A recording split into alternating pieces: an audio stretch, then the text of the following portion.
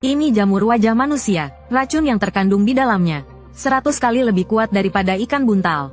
Hanya 0,01 mg. Bisa meracuni seekor mamut. Pria itu menelannya dalam sekali teguk. Racun yang kuat langsung menyebar ke seluruh tubuhnya. Anehnya, dia tidak apa-apa, malah mendapatkan 70 poin. Ternyata ini adalah perjudian yang ajaib. Pemenangnya dapat mewujudkan keinginan apapun. Sementara yang kalah akan dikosongkan otaknya dan menjadi mayat hidup. Aturan permainannya sederhana. Dari setumpuk kartu, kedua belah pihak bergiliran membuka kartu. Makanan di kartu sesuai dengan poin tertentu. Memakan makanan akan memberi poin yang sesuai. Jika memilih untuk tidak makan atau membuang kartu, poin akan hilang. Jika membuka kartu dengan gambar yang sama berturut-turut, bisa terus membuka kartu hingga maksimal 3 putaran. Sekilas, ini seperti kesempatan menikmati makanan lezat.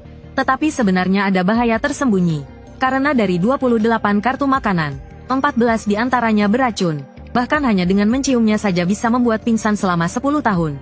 Dan memakannya bisa langsung menyebabkan kematian. Saat permainan dimulai, Koko membuka kartu lebih dulu. Kartu pertama adalah apel cherry 10 poin. Jika dia membuka kartu yang sama lagi, dia akan mendapatkan poin yang sesuai. Dan ternyata, apel cherry lagi. Koki kemudian menyajikan apel cherry. Aru menyatukan kedua tangannya dan menelannya dalam sekali teguk. Rasa asam manis memenuhi mulutnya. Dia dengan mudah mendapatkan 10 poin. Selanjutnya adalah jamur longgar 20 poin, yang dibuat menjadi sup jamur oleh Aru dan disajikan di meja makan. Aru meminumnya sekaligus, dengan ekspresi penuh kenikmatan, ditambah dengan kerang semangka 10 poin. Tim mereka memenangkan total 40 poin, karena maksimal bisa membuka 3 kartu berturut-turut. Giliran Leip untuk membuka kartu. Sebagai pemain berpengalaman di kasino, kartu apa yang akan dia dapatkan? Dia memilih kartu secara acak, dan ternyata makanan gelap sosis cacing 50 poin. Leip memanggang sosis di atas wajan, menaburinya dengan minuman keras, dan menghabiskannya dengan cepat. Dia melampaui tim Koko dengan 10 poin. Selanjutnya adalah jamur wajah manusia 70 poin. Meskipun beracun, asalkan direbus perlahan di dalam panci, dan diambil dengan cepat saat jamur-jamur itu sedang menikmati diri mereka sendiri. Sebelum mereka sempat bereaksi dan memakannya, maka tidak akan keracunan. 70 poin didapatkan dengan mudah. Terakhir adalah telur melon 100 poin. Dipotong dengan pisau, lalu dengan gerakan lambat tangan kiri dan kanan. Dengan gerakan Leip yang sehalus air mengalir, total 220 poin dimenangkan. Unggul 180 poin dari tim Koko. Menghadapi perbedaan poin yang begitu besar, apa yang akan dilakukan tim Koko? Harus mendapatkan bahan makanan bernilai tinggi. Kalau tidak, mereka akan langsung kalah. Koko langsung menggunakan sihir ramalannya. Kartu-kartu poker berkilau dengan cahaya berbeda di matanya. Dia hanya perlu menemukan kartu bernomor tinggi dan mencocokkannya. Tapi sebelum membalik kartu, Koko dengan ekspresi serius meminta Aru. Nanti, apapun bahan makanan yang terbuka, kau harus menghabiskannya. Setelah mendapat jawaban pasti, Koko membalik 2 kartu. Ternyata gunung puding 150 poin. Belum sempat merayakan, perangkap di arena diaktifkan. Sebuah piring raksasa tiba-tiba muncul. Lalu ember terbalik, dan gunung puding seberat 150 ton jatuh. Leip tersenyum licik, karena jika Aru tidak bisa menghabiskan gunung puding dalam 150 menit, 150 poin itu akan menjadi miliknya. Tim Koko akan berada di situasi kritis, tanpa harapan untuk menang. Pernah lihat jeli lebih besar dari gunung? Kalau tidak dihabiskan dalam 150 menit, mereka bisa kalah. Otak terkuras, menjadi seperti boneka. Tapi bagi Aru si pelahap, ini cuma makanan penutup kecil. Dia memanjat gunung jeli, menyerapnya dengan cepat, menunjukkan kekuatan pelahapnya. Jeli yang lembut dan lezat sungguh menggoda. Tapi Komatsu yang perhatian, khawatir Aru akan mengalami lonjakan gula darah. Jadi dia menyiapkan jus talas kaya mineral, kubis carin, dan pisang timun, membuat trio penurun gula darah. Ini tidak hanya menjaga kesehatan Aru, tapi juga menambah rasa pada jeli. Membuat Aru bisa makan dengan lahap. Hanya dalam 20 menit, Aru meratakan seluruh gunung jeli. Dengan mudah memenangkan 150 poin. Selisih dengan Leip menyusut menjadi 30 poin. Keberuntungan Koko semakin baik. Dia membalik kartu whisky musim panas bernilai 50 poin. Minuman keras dengan kadar alkohol 83%. Mengandung banyak bahan keras. Orang biasa akan pingsan 10 tahun setelah 1 teguk. 2 teguk langsung mati. Tapi bagi Aru, ini cuma jus anggur. Asteris suara Aru minum dengan cepat asteris. Lalu ditambah sawi putih keju. Nikmat sekali. Leip tercengang. Pemabuk ini hebat sekali. Selanjutnya, Koko membalik biji ek peluru bernilai 70 poin. Makanan apa lagi ini? Sebuah pohon raksasa dibawa masuk. Bijinya, jika menyentuh tanah, akan menghasilkan racun mematikan. Tapi bagi Aru, ini bukan masalah. Dia menunjukkan keahliannya menangkap peluru dengan tangan kosong. Dengan mudah menangkap semua biji ek peluru. Setelah Komatsu memasak dengan api kecil, Aru baru saja mulai memasak. Dan hampir menelan piringnya. Dia membantu timnya memenangkan 310 poin. Melampaui Leip sebesar 90 poin. Tapi Leip tidak panik, malah menatap Komatsu dengan tajam. Dan air liurnya menetes tanpa sadar. Dia tampak yakin akan menang. Apakah dia punya kartu as? Selanjutnya giliran Leip untuk membalik kartu. Dia membalik kartu dengan santai. Dan memilih tikus batu bernilai 70 poin. Menghadapi monster dengan level tangkapan 60. Dia mengeluarkan pisau dapurnya. Dengan satu ayunan, Aru berteriak, "Hebat, hoki peringkat 17 dunia memang handal." Leip kemudian memotong tikus batu menjadi potongan-potongan kecil. Dan memasukkannya ke dalam panci untuk direbus perlahan. Setelah selesai, dia dengan mudah mendapatkan 70 poin.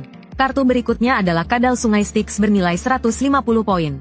Monster ini tampak jahat, dan mengandung racun mematikan. Jika tidak dimasak dengan benar, memakannya bisa berakibat fatal. Tapi selama suhu air dijaga pada 80 derajat, racunnya bisa dihilangkan dengan sempurna. Skor Leip naik menjadi 440 poin. Terakhir adalah kepiting bawang putih harum bernilai 200 poin. Daging kepitingnya harum bawang putih, lezat dan lembut. Dengan begitu, Leip dengan mudah membalikkan keadaan. Dan melampaui tim Koko sebesar 330 poin. Tekanan kembali berada di pihak Koko. Aru memohon Koko untuk membalik kartu bernilai tinggi. Apapun bahannya, dia yakin bisa mengolahnya. Setelah berpikir panjang, Koko akhirnya membalik kartu. Ternyata pisang listrik bernilai 180 poin. Kemudian Koko membalik kartu nomor 54. Seekor udang kepiting. Kedua gambar kartu tidak cocok. Dalam keadaan yang kurang menguntungkan ini, Koko melakukan kesalahan. Untuk seseorang yang ahli meramal seperti dia, hal ini hampir mustahil terjadi. Mungkinkah Koko menyerah dan berkhianat? Pernahkah kamu melihat kepiting yang lebih besar dari manusia? Daging kepiting jenis ini sangat empuk dan berair, meleleh di mulut. Aru melemparkan tombaknya, tetapi bahkan tidak bisa menembus cangkang kepiting. Makanan lezat ini tidak bisa dilepaskan begitu saja. Aru melancarkan 18 pukulan paku berturut-turut dan membalikkan kepiting Astra. Komatsu mengukusnya dengan bumbu pedas. Kelezatan ini tidak perlu dijelaskan dengan kata-kata. Satu kata, sangat lezat. Saat ini, permainan kartu di dalam stadion sedang berlangsung sengit. Tim Aru memiliki 310 poin. Sementara Leip memiliki 640 poin. Lebih dari 2 kali lipat poin tim Koko. Koko membalik kartu lagi. Ternyata capung mesiu nomor 51 dan kadal batu nomor 19. Karena gambarnya berbeda, Koko gugur. Leip tersenyum licik. Sepertinya Koko sudah menemukan inti dari permainan ini. Skor tinggi tidaklah penting. Kuncinya adalah bagaimana menghindari kartu kosong yang mematikan. Tapi sekarang sudah terlambat untuk menyadarinya. Semua tamu yang bertaruh melawan Lifebearer. Tidak ada satupun yang bisa lolos tanpa cedera. Karena dia memakai kacamata tembus pandang profesional. Seluruh meja kartu terlihat 3D baginya. Dalam situasi seperti ini, tim Koko tidak berdaya. Lifebearer kembali memilih 3 kartu beruntun. Kentang yang bisa mematahkan gigi. Bulu babi berduri tajam seperti otak manusia. Dan juga, lemon yang menyengat dengan tegangan tinggi 100.000 volt saat dimakan. Dia melahap semuanya dengan sangat menikmati. Total skornya naik menjadi 930 poin.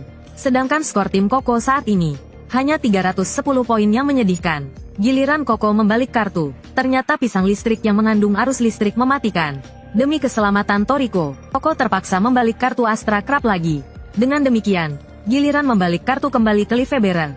Lifebearer tersenyum. Sekali lagi, dia memilih 3 kartu beruntun. Semut berbentuk bola lampu, balon yang beregenerasi tanpa batas, udang dengan cangkang emas. Setelah memakan semuanya, total skor Lifebearer saat ini adalah 1190 poin. Unggul 830 poin dari tim Koko. Lifebearer tersenyum sombong menatap Toriko dan yang lainnya. Sepertinya kemenangan sudah di tangan.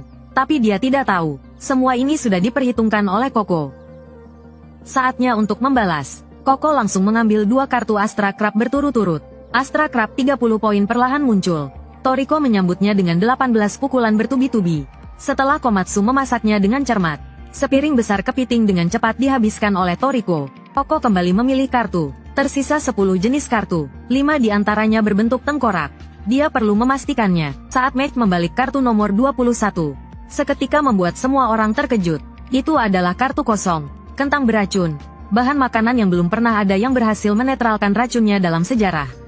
Bahkan koki legendaris, Nenek Setsuno, pun tidak berdaya. Siapapun yang memakannya pasti mati.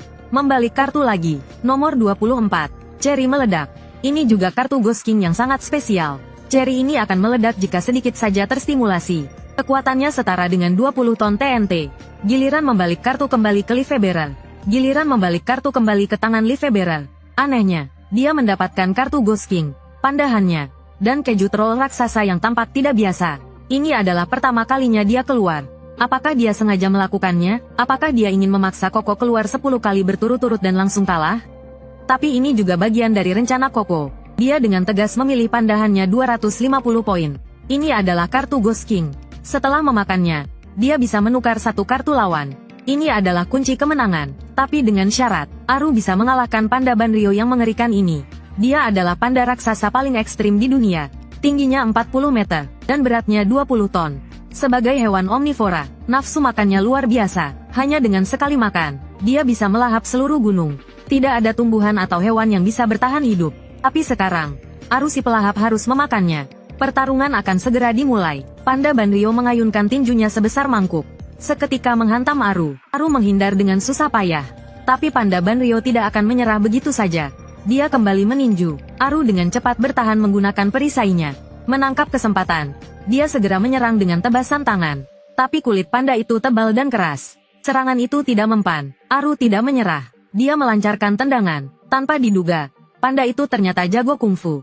Dengan salto belakang, dia menghindar dengan mudah.